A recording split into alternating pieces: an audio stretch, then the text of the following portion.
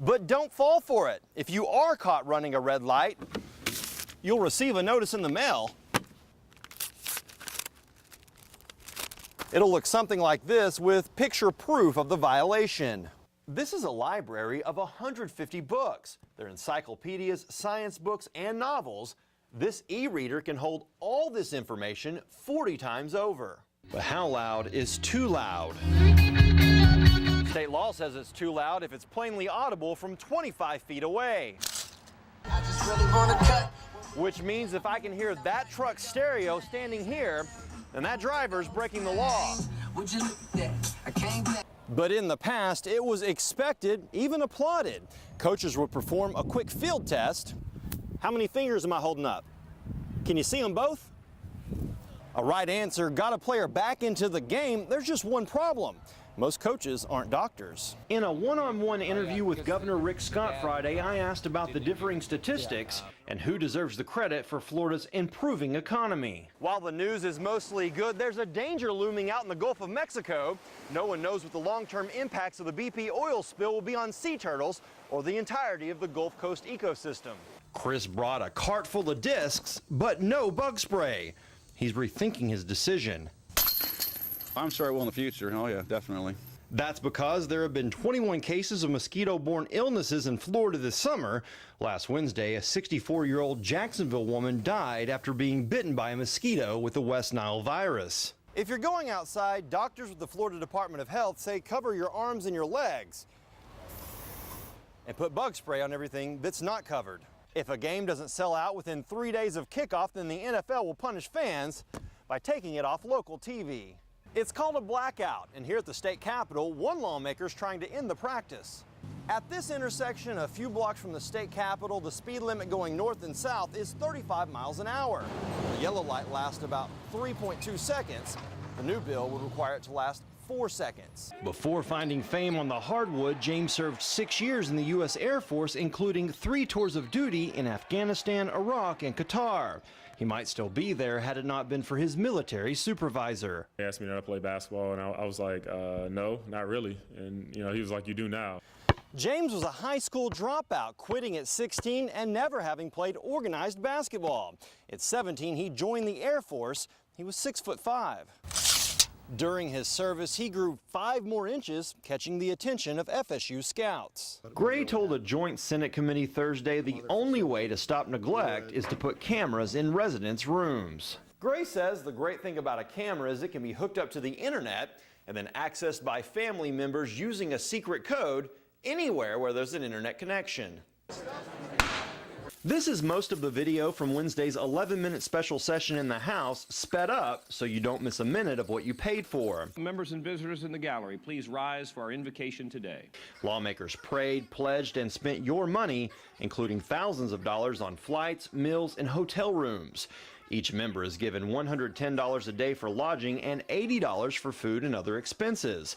There's also extra cash for staff. This could have been dealt with immediately following our regular session. Senator Mike Fasano stayed home. He says money could have been saved if leadership held the special session Friday night. We could have immediately opened the special session, just taking about 5 or 10 minutes. Governor Rick Scott ended up calling the special session starting 5 days after the Florida Supreme Court declared the Senate map unconstitutional. This could be one reason for the delay and extra cost. It's the Florida Supreme Court's 234-page opinion. Senate leadership may have wanted to digest it all before deciding how to move forward. Since the House will have little influence on how the Senate map is drawn, the Speaker sent his chamber home, but not before wishing the FSU men's basketball team luck in the NCAA tournament. And wish them the best against St. Bonaventure, wherever that place is, on Friday afternoon. Members use the occasion to take pictures with the ACC Coach of the Year. 1,800 people call Cross City, Florida home. There are more churches in the town than gas stations, and at the entrance of the Dixie County Courthouse, engraved in stone, are the 10 Commandments. It's our religion. It's our Lord. Darcy Patterson says the commandments belong at the courthouse, but a federal judge disagrees. The judge ruled last week the commandments had to go because they violated the separation of church and state, laid out in the U.S. Constitution. It has nothing to do with the courthouse. It's our God. It's our God, our maker. Dixie County residents are furious. If they're going to take it down, we should all pick it. Federal judge, he doesn't come down here every day and see this. You know, it should stay. It's not hurting anything. The court battle to remove the statue began in 2007 after the ACLU filed suit. This statue is actually owned by a private citizen. That's the case Dixie County made in court. They also put up a plaque saying the views and opinions expressed in this area aren't necessarily the views of the county, but it wasn't enough to appease the judge. Now county officials have until August 14th to get rid of the statue. Lifelong Dixie County residents Richard and Sissy Elton are sad to see it go. If people don't want to look at it, they don't want to see it there, turn their head, don't look at it. Come in the back door. Yeah, come in the back door. Residents are asking the owner to place the commandments on private property as close to the courthouse as possible. These drivers want to be heard. Many spend thousands of dollars on speakers and stereos. The result? Some call it noise pollution, others free expression. But how loud is too loud? State law says it's too loud if it's plainly audible from 25 feet away. I just really want to cut. Which means if I can hear that truck stereo standing here, then that driver's breaking the law. In 2007, Pinellas County Attorney Richard Catalona was caught with his stereo turned up. He challenged the ticket and won. Problem is, it means whatever the officer says it means. And when you get laws like that, you've got a major problem. Catalona's case made it all the way to the Florida Supreme Court, where Thursday he stood 25 feet from the justices and asked, "Am I plainly audible now?" The state argued the law is meant to protect drivers who may not hear emergency sirens if their music is too loud.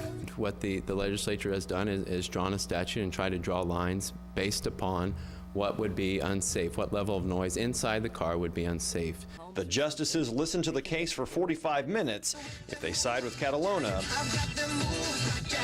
look for roadways to get even louder. Get caught behind a school bus in the morning or afternoon and you'll see this sign a dozen or more times. Drivers who lose their patience and barrel through the mobile stop signs face a $265 fine. There's just one problem. They rarely get caught. This is what a lot of people run the stop arm. On a typical 3-hour bus route, Olympia Battle sees an average of 3 drivers blow past her stop signs. I mean, it's hard for us if somebody's running it, coming back towards the opposite way. There's no way you can catch a license plate. She tries to get the license plate number, but all too often her hands are full. Help may soon come from the Florida legislature. There's absolutely no concern about the kids. State Senator Oscar Brannon is sponsoring a bill to allow school districts to place cameras on the side of their buses to catch dangerous drivers. It's extremely dangerous, and if you pass it, there's no police officer waiting there to give you a ticket. The camera would be mounted right here on the side, and once the bus stops, the camera would start recording. An estimated 9,000 Florida drivers blow through these stop signs every year, and every year between 10 and 30 lives are lost nationwide. If we could just save one of those, then I think this legislation is worth doing. Brannon's bill passed a Senate committee this week, but it faces tough opposition in the House by lawmakers who say Floridians are losing their privacy to cameras. It's all laughs and smiles now, but 2 months ago, Jaquan Relaford committed a felony, and his friend Patrick Bailey was the victim. I'm just laying down watching a few videos, and I'm singing for a couple seconds, probably like 30 seconds. So I pulled my phone out. Like kind of low where he couldn't see it. Yeah, and I just I was looking through my phone. I'm like, oh, I'm about to record him. This is what he captured. And it wasn't the singing that was the crime, but the fact that Jaquan recorded it without Patrick knowing. I'm pressing charges. The 2 college freshmen joke about the incident, but in Florida, secret audio recordings are a felony. I knew it. This recording captured at the state capitol over the summer has Carletha Cole facing criminal charges. I mean, I knew it was going to be trouble. Cole is a former spokeswoman for the lieutenant governor. Police say she recorded the conversation with another staff member without his knowledge. State Attorney Willie Meggs is prosecuting Cole. This was a a conversation between two individuals, much like you and I are having right now. The only difference is I know you have a microphone. I know you're recording this. According to the Florida Department of Law Enforcement, just 10 people have been arrested for making illegal recordings since 2001, but it's only a crime if you get caught, and the victim is willing to press charges. In the case of Jaquan and Patrick, Patrick is willing to turn the other cheek. When he get me mad, I might link it to somebody. At least for now. In Tallahassee, I'm Whitney Ray reporting.